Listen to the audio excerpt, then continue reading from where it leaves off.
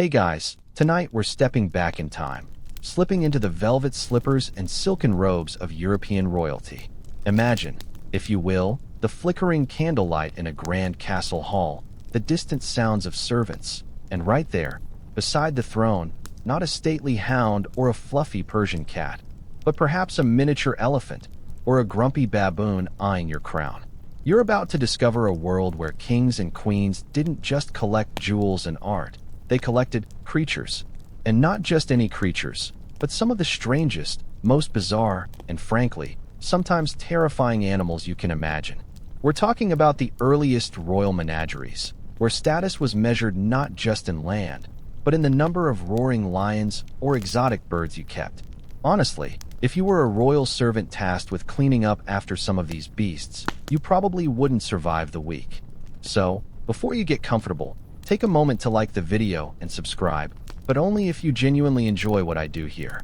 Let me know where you're listening from and what time it is for you. Now, dim the lights, maybe turn on a fan for that soft background hum, and let's ease into tonight's journey together.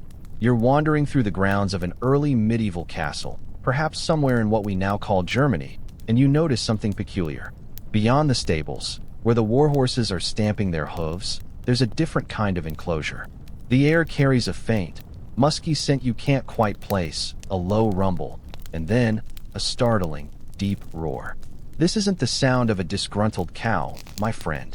You've stumbled upon one of the earliest royal menageries, a nascent collection of exotic beasts, gathered to impress, to intimidate, and sometimes, simply to satisfy a monarch's peculiar curiosity. These aren't just farm animals. They're living symbols of power, wealth, and global reach. Even if global reach back then often just meant slightly beyond the next kingdom over. Imagine a king, perhaps Charlemagne in the 8th century, receiving a magnificent white elephant from Harun al-Rashid, the Abbasid Caliph. This wasn't just a gift, it was a living, breathing, incredibly large diplomatic statement. You can almost feel the ground tremble as it's led through the narrow streets, past wide-eyed villagers who had likely never seen anything larger than a very large pig. This elephant, named a Bolabas, wasn't just a pet. It was a marvel, proof of Charlemagne's formidable connections. It's hard to imagine, in our age of instant information and zoos around every corner, the sheer impact such an animal would have had. It was a unicorn, a dragon, and a spaceship all rolled into one, except it was real, and it occasionally needed its ears scratched. Historians still argue whether a Bolabas truly understood Latin commands, as some contemporary accounts suggest, or if it was just exceptionally well trained. You can picture it, the emperor trying to get this enormous creature to sit like a poodle. These early royal menageries weren't just about exotic animals. They were about showcasing a monarch's ability to command resources from far-flung lands. You might see a lion, brought back from the Crusades, pacing restlessly in a stone pit. Or perhaps a camel, looking utterly bewildered by the damp European climate. These creatures were a tangible demonstration of a ruler's dominion, a living tapestry of their influence. Think of it as the ultimate flex for a medieval monarch. Oh, you have a nice castle? Well, I have a lion that eats peasants. Just kidding, mostly.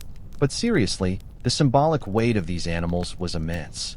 They weren't just for entertainment. They were instruments of soft power, whispers of global conquest long before maps were even accurate. You might even feel a slight tremor in the castle walls as one of these large beasts shifts its weight, a gentle reminder of the wildness contained, barely, within the royal domain. It's a strangely soothing thought, isn't it? The power of nature, harnessed for a king's pleasure, and now, for your quiet contemplation. As the centuries turned, you'd find that the royal menageries weren't just about single, impressive animals. They became established collections, often centered around the most majestic and dangerous creatures known.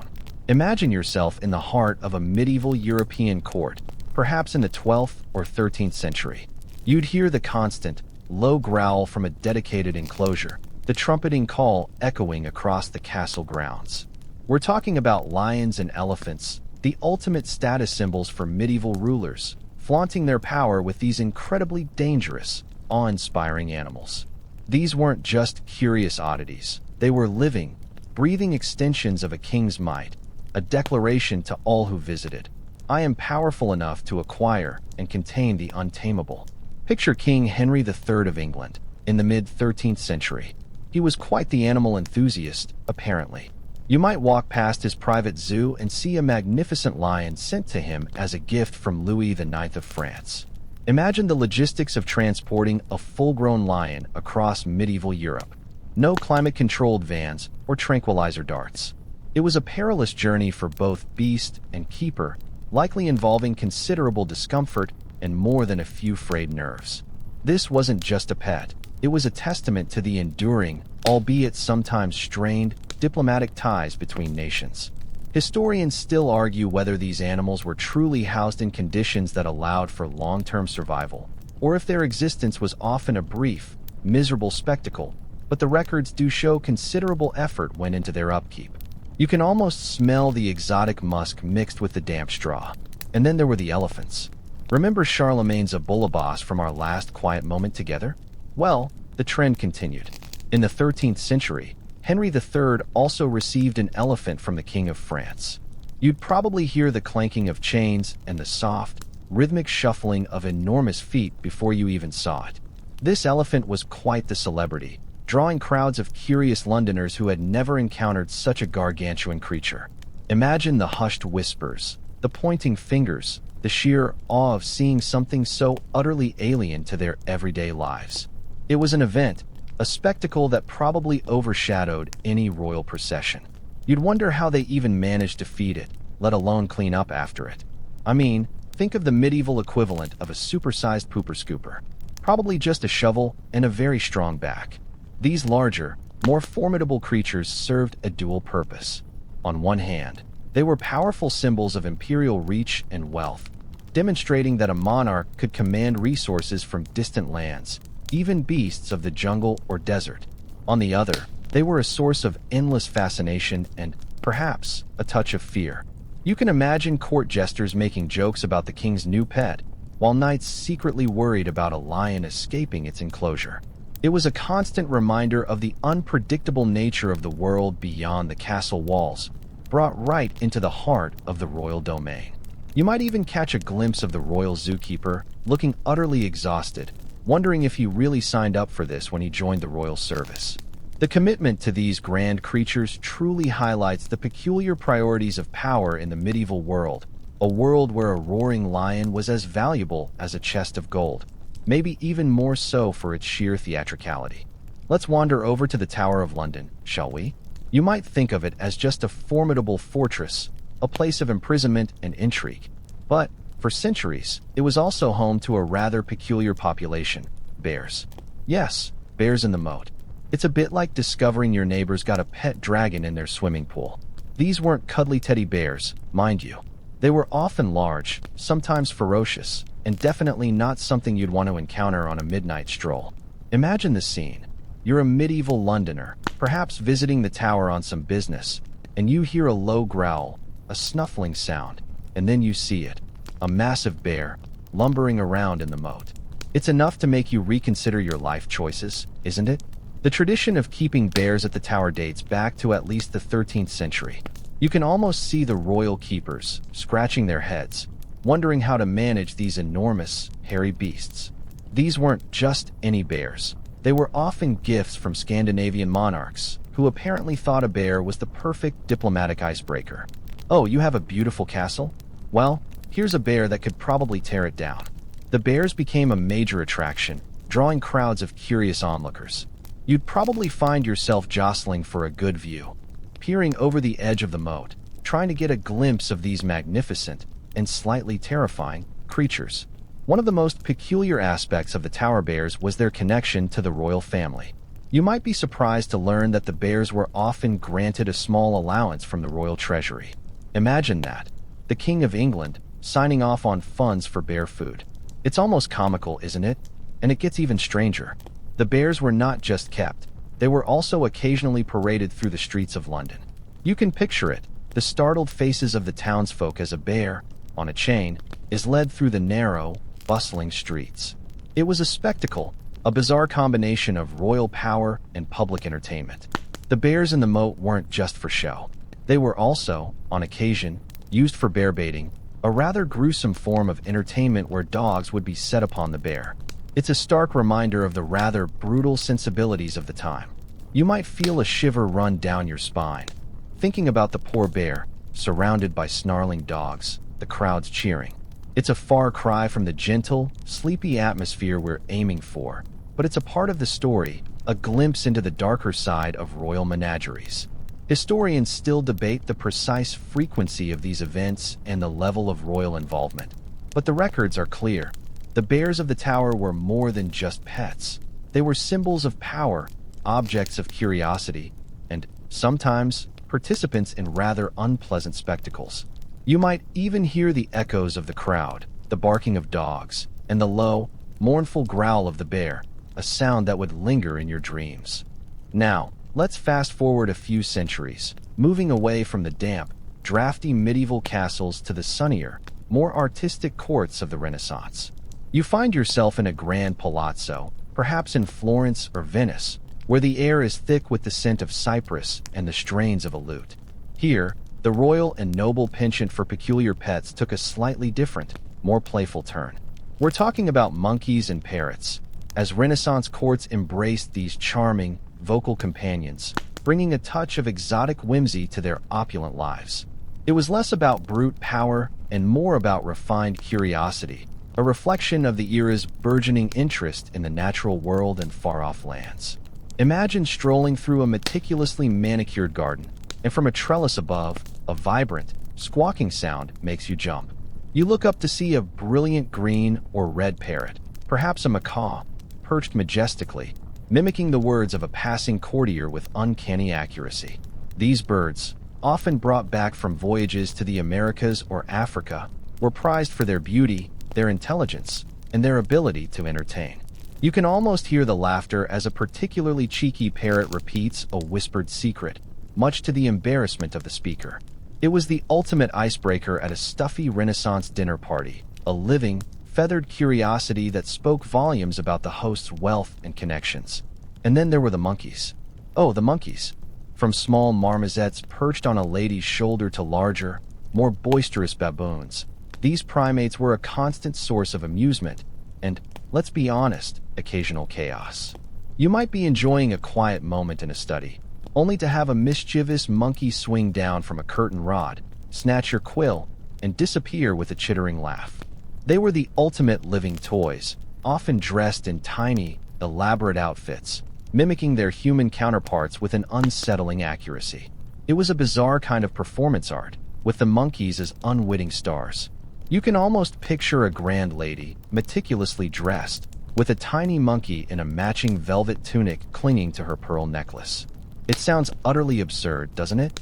But it was a sign of sophistication, of having access to the rare and the exotic.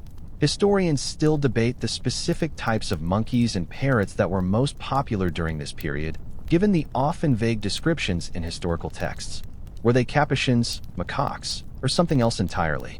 Regardless, their presence speaks to a shifting sensibility in royal pet keeping. It wasn't about the raw power of a lion or the intimidating presence of a bear. It was about the delight of the unusual, the charm of the foreign, and the gentle humor these creatures could bring to the often rigid formality of court life. You might find yourself smiling at the thought of a grumpy parrot refusing to repeat a compliment, or a tiny monkey attempting to steal a sweet pastry from a noble's plate. It's a much gentler, more whimsical picture than the medieval menageries, a quiet hum of playful mischief in the background of Renaissance grandeur. Building on that Renaissance love for the exotic, let's turn our attention specifically to the magnificent world of exotic birds. You might find yourself in a grand aviary, a structure more akin to a miniature palace than a mere cage, filled with the vibrant plumage and melodious, or sometimes very unmelodious, calls from faraway lands. The allure of these feathered wonders, brought from newly explored territories, was immense. They weren't just pretty faces, they were living trophies, showcasing a monarch's reach across oceans and continents. Imagine a queen, perhaps Catherine de' Medici in France, known for her sophisticated tastes and her fascination with the unusual.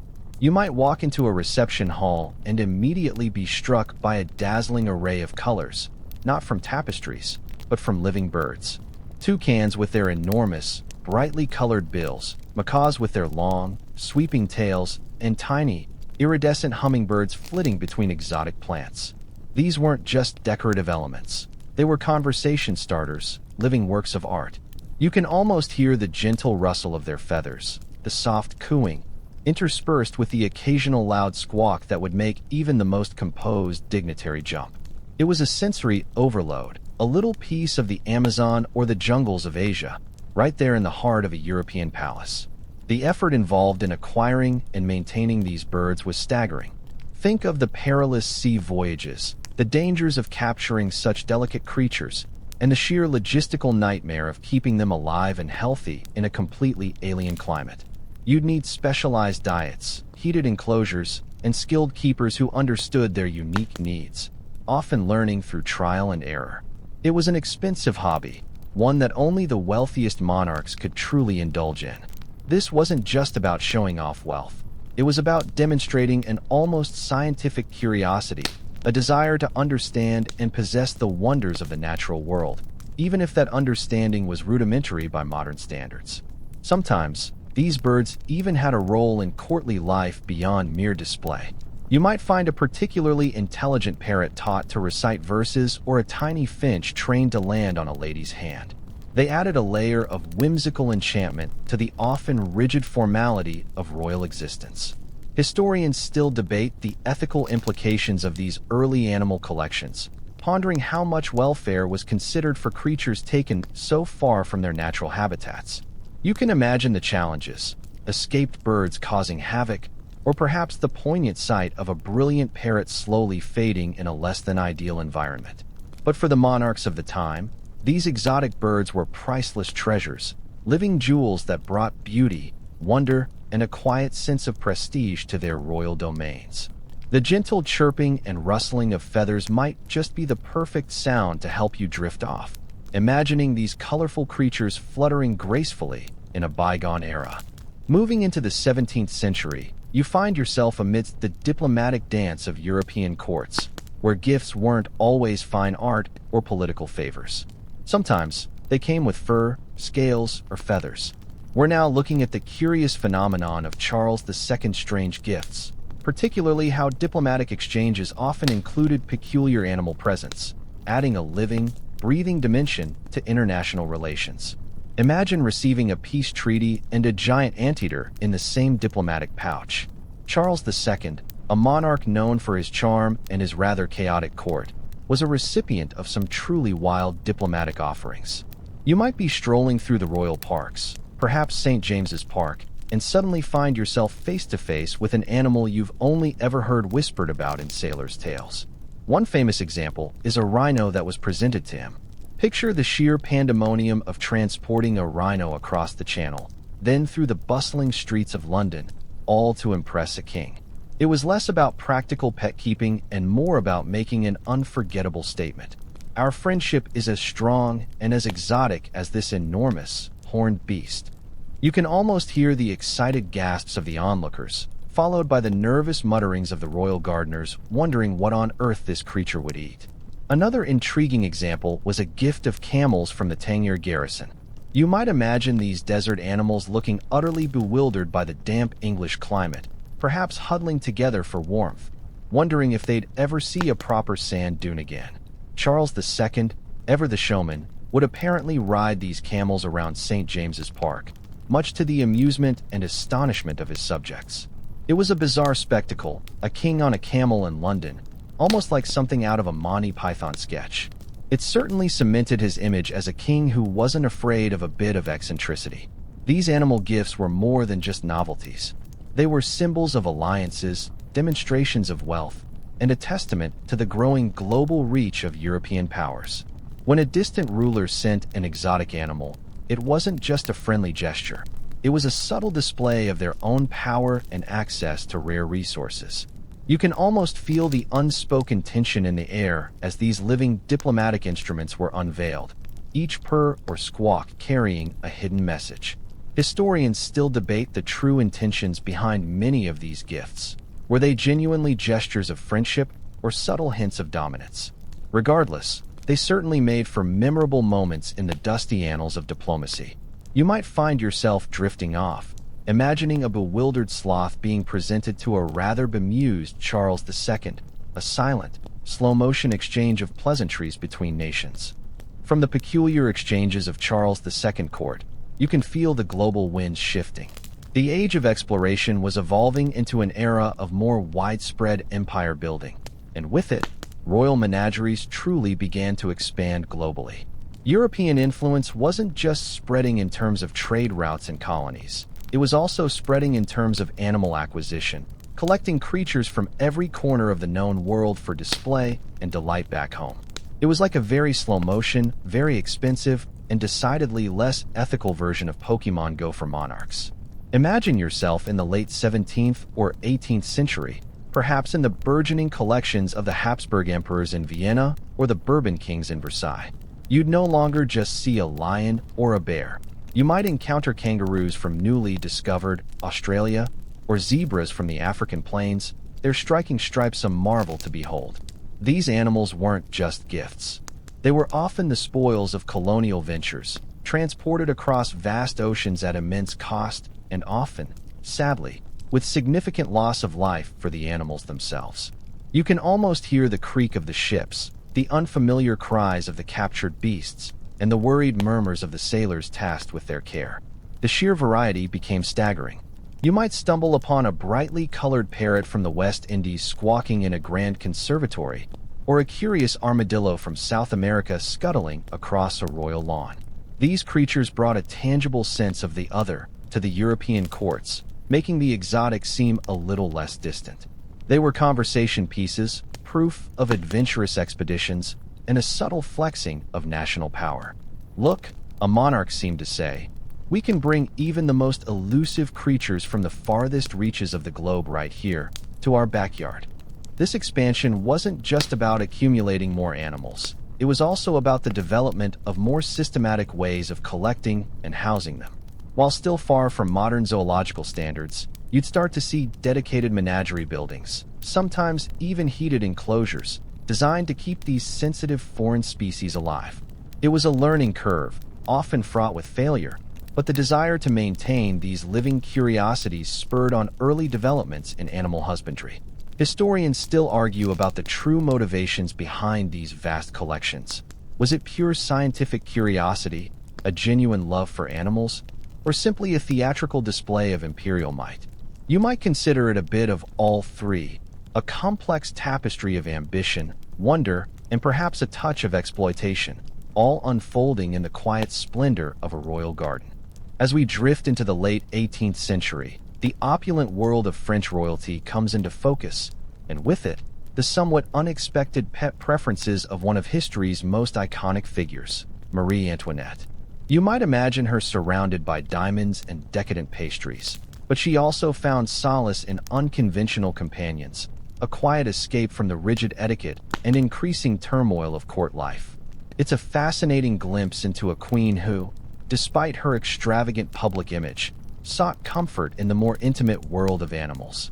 Picture yourself at the Petit Trianon, her private retreat within the vast grounds of Versailles. This wasn't the formal, gilded palace, but a more pastoral, idyllic setting where she could momentarily escape the pressures of her role. Here, Marie Antoinette cultivated a menagerie that was less about grand display and more about personal connection. You might see her interacting with a gentle, white Angora goat, perhaps even leading it on a leash through the meticulously arranged gardens. These weren't beasts of burden or symbols of empire. They were almost like beloved, woolly friends. It's a softer image than the roaring lions of earlier centuries, isn't it? Her love for animals extended beyond the picturesque. Marie Antoinette was known to have a deep affection for small, exotic dogs, particularly pugs. You can almost hear the soft padding of tiny paws on polished floors, the gentle snorts and snores of a pug curled up on a silken cushion beside her. These little companions offered an unconditional affection that was likely a rare commodity in the viper's nest of Versailles court politics. They were a comforting presence, a silent confidant in a world where every word was scrutinized. Historians still argue whether her pets were a genuine reflection of her character or another facet of her carefully constructed image, but the consistent accounts of her affection for them suggest a true bond. Beyond the more common domesticated pets, Marie Antoinette also dabbled in the slightly more exotic.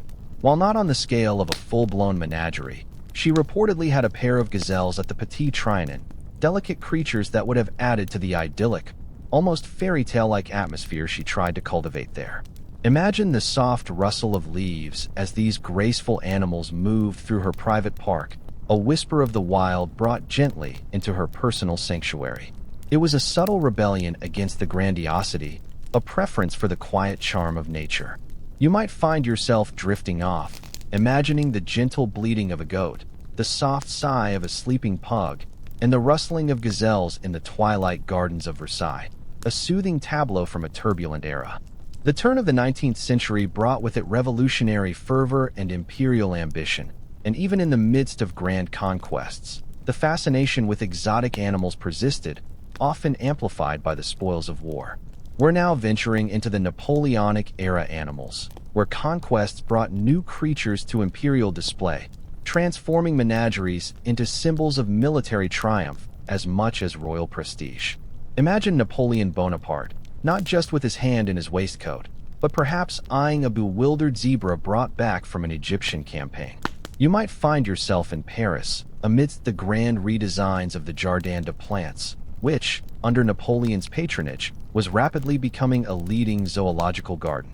Unlike the more private royal collections of old, these animals were often intended for public viewing, a grand exhibition of imperial power and scientific inquiry. Imagine the crowds, hushed with awe and excitement, pressing against the railings to glimpse a lion or a tiger that had literally traveled continents to be there, a living testament to French military prowess. These weren't just exotic creatures. They were almost like prisoners of war, displayed as trophies of successful campaigns.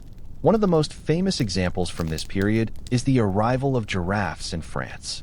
While not directly a result of Napoleon's personal menagerie, the fascination with acquiring and displaying such unique animals was certainly fueled by the era's expansive imperial ambitions.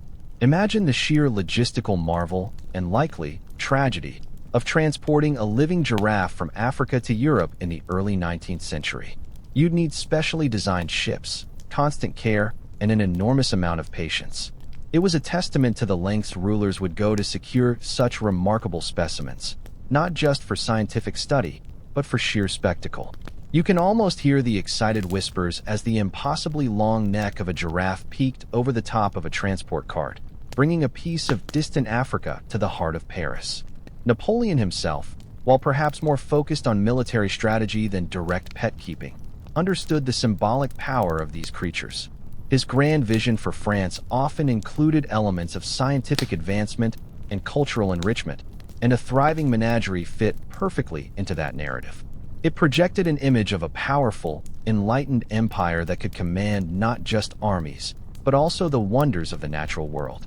Historians still argue whether Napoleon had a genuine personal interest in these animals, or if they were merely tools in his vast propaganda machine, but their presence undeniably added to the aura of his regime.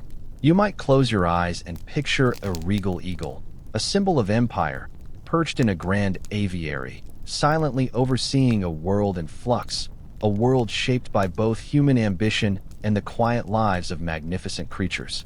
Now, let's shift our attention to a monarch whose reign spanned much of the 19th century and who had a profound, if sometimes understated, love for animals. Queen Victoria.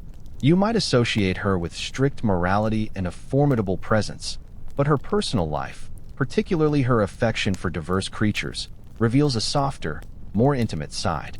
Her love for pets, both common and rare, created a unique atmosphere within her many royal residences. Imagine yourself at Osborne House, her beloved retreat on the Isle of Wight, or perhaps at Balmoral Castle in the Scottish Highlands. These weren't just palaces. They were homes, and like many homes of the era, they were filled with animals. Victoria had a particular fondness for dogs, a very mainstream historical fact, but the sheer number and variety she owned is quite remarkable. You'd probably trip over a pampered Pomeranian named Turi, or find yourself gently patting a stately deerhound named Hector. Her most famous canine companion, however, was Dash, a loyal Cavalier King Charles Spaniel. Imagine Dash scampering through the royal corridors, a fluffy shadow at the Queen's heels. You can almost feel the gentle brushing of fur against your ankle as he passes by. But Victoria's affection wasn't limited to traditional pets. She also had a penchant for the more unusual. For instance, she kept a number of parrots, echoing the Renaissance trend we touched on earlier. These were not just exotic birds for display. They were often given names and treated as cherished members of the extended royal household. You might hear the squawk of a parrot mimicking a servant's call, or perhaps even a slightly off-key rendition of a popular tune. It was a charming, slightly chaotic element in the otherwise highly structured royal life. Beyond birds, Victoria's menagerie also included more surprising residents. She received gifts from across the vast British Empire, and some of these were living, breathing representations of her dominion. You might encounter a monkey, a more adventurous and playful creature, often a gift from India, or perhaps even a small African elephant, a reminder of the far-flung reaches of her empire. Historians still argue about the precise level of interaction Victoria had with some of these larger, more exotic animals, but her documented interest in their well-being suggests a genuine curiosity. You can almost picture her, perhaps during a quiet moment, observing these creatures with a keen, gentle eye, finding a peaceful solitude in their presence. It's a surprisingly soothing thought, isn't it? A mighty queen, finding calm in the simple companionship of animals, no matter how strange. As the 19th century progressed, the royal menageries, which had long been private symbols of power and prestige, began to evolve. You'd witness a fascinating transformation as these collections opened their gates to the public, leading to the emergence of what we now recognize as zoological gardens. This wasn't just a shift in ownership, it was a fundamental change in purpose, moving from exclusive royal display to broader public education and scientific endeavor.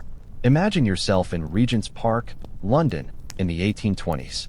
The London Zoo, which began as the private collection of the Zoological Society of London, was rapidly expanding. Many of its initial animals were, in fact, drawn from the royal menagerie at the Tower of London. Remember those tower bears? Well, they eventually found a new, slightly more spacious, home here. You can almost feel the excitement in the air, the novelty of ordinary citizens being able to observe creatures that only royalty once glimpsed. It was a democratization of wonder, bringing the exotic world closer to everyone. This transition wasn't always smooth. The early zoological gardens were still learning how to properly care for such diverse species. You might see a curious crowd gathered around a particularly exotic animal, perhaps a giraffe, wondering aloud about its diet or its behavior. It was a period of intense learning, of trial and error, as scientists and keepers grappled with the challenges of housing creatures from vastly different climates.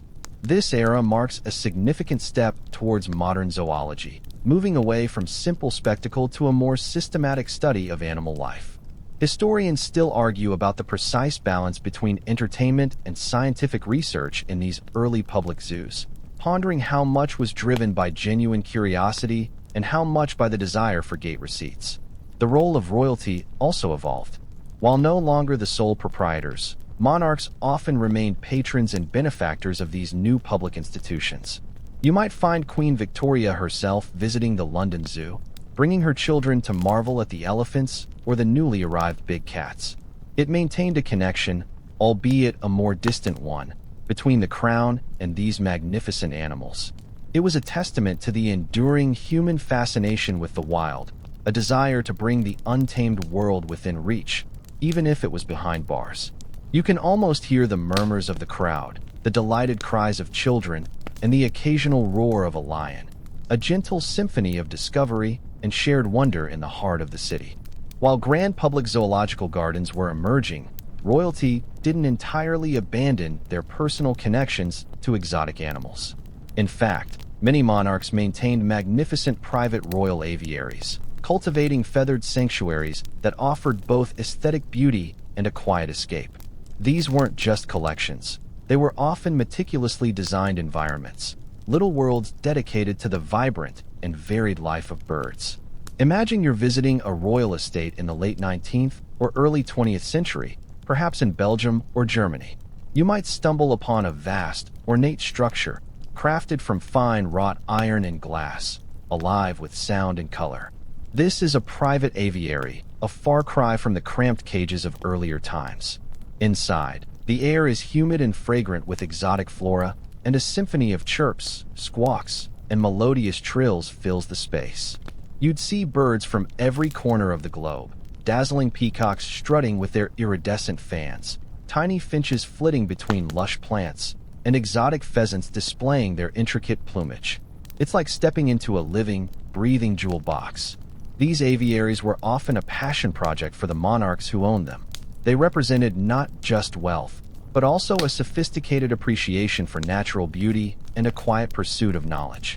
You can almost picture a contemplative queen or king spending hours in their aviary, observing the intricate behaviors of the birds, finding a calming solace in their simple existence.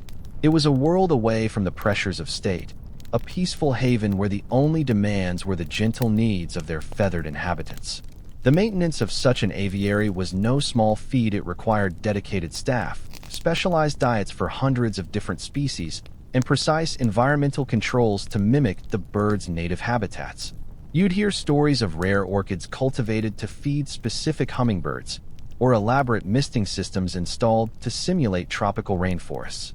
It was a fusion of art, architecture, and nascent ornithology, a testament to a deep, personal commitment to these magnificent creatures. A mainstream historical fact here is the aviary of Queen Alexandra, consort of King Edward VII, at Sandringham House. Her interest in birds was well known, and her aviary was reputedly a marvel, filled with exotic and rare species. You can imagine the soft, rhythmic rustle of feathers as she moved amongst them, a quiet moment of connection amidst her royal duties. A quirky tidbit: some royal aviaries even had tiny, ornate houses built for their more favored feathered residents, complete with miniature windows and perches. Historians still argue about the true extent of the monarch's personal involvement in the day-to-day care of these vast collections, or if it was largely left to dedicated staff. But the existence of these splendid aviaries speaks to a continued, intimate fascination with the animal kingdom, even as the world around them modernized. The gentle cooing and fluttering of these birds, echoing through a grand glass dome, might be just the sounds to lull you into a peaceful slumber. While exotic animals often steal the spotlight in royal menageries, it's essential to remember the enduring presence of more familiar, yet equally cherished, companions, beloved royal dogs. The tradition of canine companions in palaces stretches back millennia, offering unconditional loyalty and comfort in a world of rigid formality and immense pressure. You might think of these as just pets, but for monarchs, they were often silent confidants and a vital source of emotional support. Imagine yourself in a royal drawing room, perhaps during a quiet evening. Instead of the grand exotic creatures, you see a collection of dogs, curled up by the fireplace or gently nudging a royal hand for attention. From the earliest medieval hounds to the highly bred lapdogs of later centuries, dogs were a constant feature of royal life. A mainstream historical fact is the sheer number of dogs kept by various monarchs. King Henry VIII, for instance, was famously fond of his hunting dogs, while Queen Elizabeth I reportedly kept a pack of small lapdogs. You can almost hear the soft panting of eager hounds, ready for a hunt, or the gentle snoring of a pampered spaniel. Queen Victoria, as we touched upon earlier, was a particular dog enthusiast. Her affection for her canine friends was legendary, and she often sketched them in her private journals. You might picture her, a tiny dog nestled in her lap, finding a rare moment of peace amidst her vast duties. A quirky tidbit: some royal dogs were even buried with elaborate headstones in special pet cemeteries on royal estates, a testament to their cherished status. It's a surprisingly touching detail, isn't it? Even the most powerful rulers found solace in the simple, unwavering affection of a dog. These royal dogs weren't just decorative. They often played active roles in royal life, from accompanying monarchs on hunts to providing comfort during times of personal distress. You can almost feel the reassuring weight of a dog's head on your lap, a silent understanding passing between human and animal. Historians still argue about the true influence these animals had on royal decisions, but their emotional impact is undeniable. They offered a safe, non-judgmental space in a world filled with artifice and political maneuvering. The soft thud of a tail wagging against a Persian rug, the gentle sigh of a sleeping dog. These are the quiet sounds that filled royal chambers, a calming presence in the often turbulent lives of monarchs. Bringing our journey closer to the present day, you might wonder if the royal fascination with peculiar creatures has faded. Not entirely. The tradition of unusual modern royal pets demonstrates that contemporary royals continue this unique trend, perhaps with less fanfare and more focus on conservation, but the thread remains. It's a quiet continuation of a centuries-old custom, adapted for a more enlightened era. Imagine yourself observing a royal family now, perhaps watching news footage or documentaries. You won't find a lion roaming the palace gardens, thankfully, but you might still encounter some unexpected companions. For instance, Queen Elizabeth II, a monarch known for her love of animals, certainly had her famously beloved corgis, a very mainstream and cherished aspect of her public image. But beyond the corgis, she also kept racing pigeons. You might picture these highly trained birds, soaring across the skies, returning to their specially built lofts on royal estates. It's a quiet, rather quaint hobby, yet it connects directly to a long history of royal bird keeping. Another fascinating example, though more anecdotal and less directly pet in the traditional sense, involves official gifts. Royalty still receives an array of living animals as diplomatic presents. While these are usually transferred to zoological gardens or specialist facilities, the act of receiving them continues the historical lineage. You might recall stories of exotic animals arriving at Buckingham Palace as gifts from foreign dignitaries, momentarily bringing a touch of the wild to the heart of London before being moved to a more suitable home. It's a gentle nod to the past, a diplomatic formality that still carries echoes of medieval menageries. A quirky tidbit: some modern royal households have even had less conventional visitors. There have been reports of wild animals, like foxes, becoming semi-regular fixtures in royal gardens, perhaps drawn by the quiet solitude or the occasional dropped morsel. While not pets in the strict sense, their presence adds a touch of untamed nature to even the most manicured royal landscapes. Historians still argue whether this modern trend is a conscious nod to history or simply a continuation of a deeply ingrained royal love for animals, adapted to contemporary ethical standards. But it's clear that the connection endures. You can almost feel the gentle flutter of pigeon wings or the soft rustle of a fox in the undergrowth, a peaceful reminder that even in the modern age, the wild can still brush shoulders with royalty. So, as we bring our gentle journey through the annals of royal menageries to a quiet close, you might find yourself pondering, what was the enduring appeal of these strange animal companions for European royalty? Why did kings and queens, often burdened with immense power and responsibility, surround themselves with everything from roaring lions to chattering monkeys, and even a bewildered rhino or two? It's a fascinating question that touches upon history, psychology, and the timeless human connection to the animal kingdom. On one level, the appeal was unequivocally about power and prestige. Imagine being a visiting dignitary in a medieval court and seeing a full-grown lion pacing in its enclosure. It immediately communicated the monarch's wealth, their global reach, and their sheer ability to command resources. These animals were living, breathing trophies, symbols of dominion over both land and exotic beasts. You can almost feel the unspoken message: if I can control a creature from the wild, I can certainly control my kingdom. Beyond the grand display, there was also a deep vein of curiosity and a yearning for the exotic. For centuries, the average person, and even most royals, had very limited exposure to animals beyond their immediate environment. The arrival of a giraffe or a zebra was an event, a live window into a world far beyond their understanding. These animals sparked wonder, fueled conversations, and perhaps even inspired dreams of far-off lands. You might imagine a young prince or princess, captivated by the vibrant plumage of a parrot, dreaming of jungles and distant shores. And then, there's the subtle, yet powerful, aspect of companionship and solace.